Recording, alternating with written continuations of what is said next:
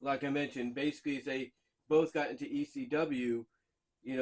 As I alluded to earlier in the first part, basically it got to a point that the doctors, when they saw how bad Chris's injuries were getting, and he finally had to go to the hospital, it was like, you know, to them the injuries were those of somebody in a car accident, and Chris is like, no, it's because I wrestle professionally, and he was so committed to wrestling that even when he was basically sidelined, to a point that you would think he would be sidelined for like a year and everything with neck injury and a back injury or whatever, he was still committed to wrestle. He wanted to wrestle. He wanted to be in the ring.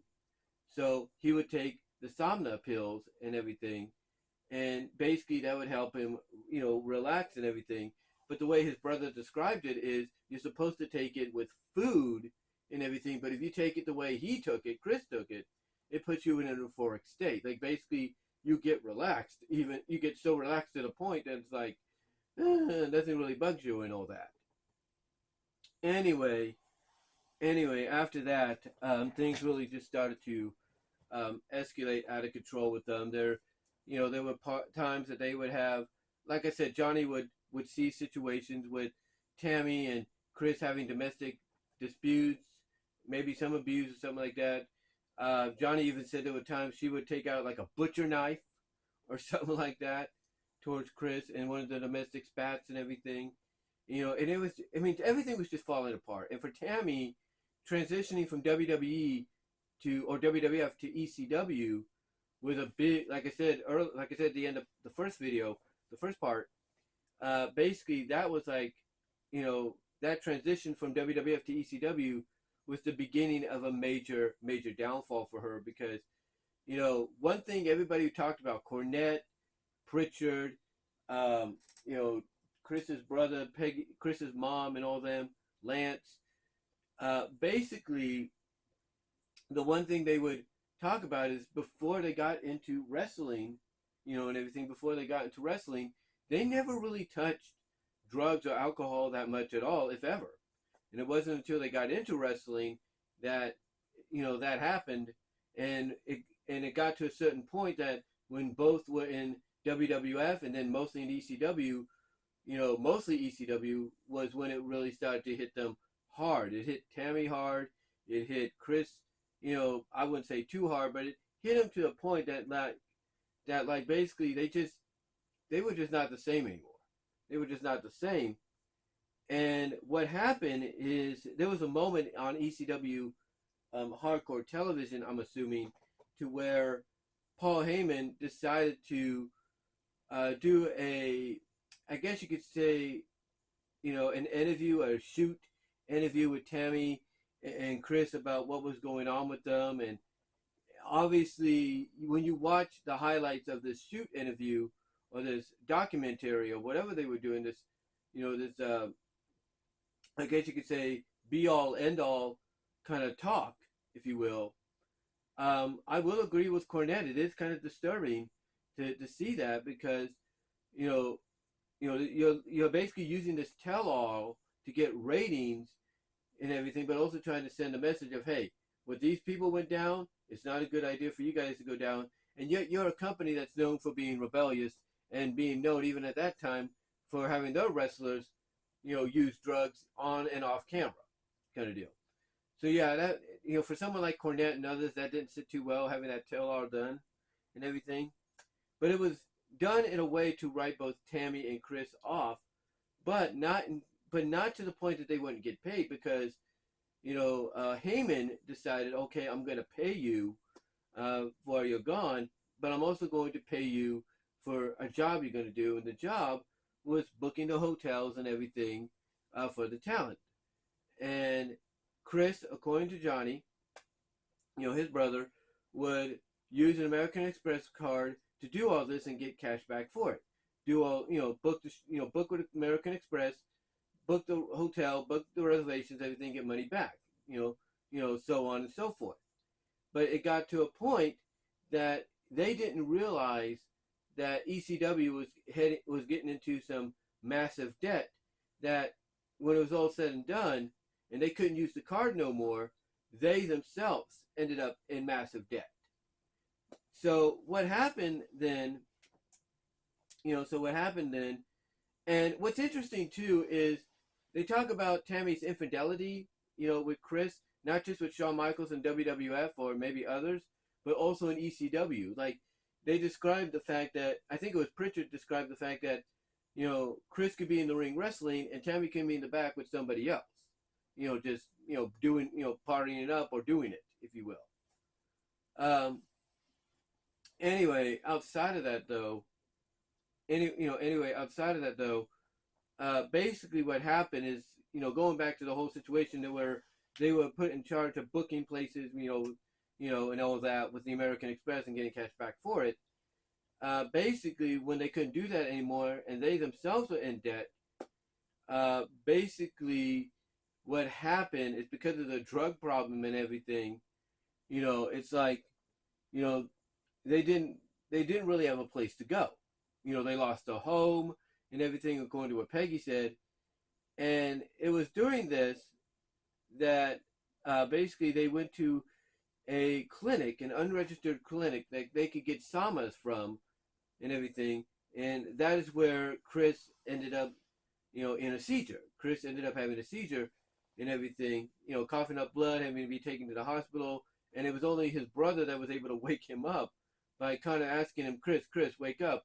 How many NWA world titles did Ric Flair win, or something like that? And Chris is like 16. And then Johnny's like, okay, fine, no problem. But instead of staying in the hospital, Chris decides, once he comes to, he's got to get out of there. So he just walks out, apparently. But what's interesting about this is they did not mention the time, the brief period that Chris Candido and Tammy spent in WCW. I'm surprised they didn't talk about that. Now, I don't know if that run was so insignificant that it didn't really register, or they just felt like, them being in WCW, nothing really happened behind the scenes, so it wasn't worth talking about. I don't know. But I'm kind of surprised they didn't talk about that, because what they talked about afterwards is when they tried to get booked in wrestling again, they got booked in an independent promotion in Puerto Rico, and they had footage of it where you can see that Chris is out of shape, Tammy is out of shape. It's like, oh my goodness, what's going on here?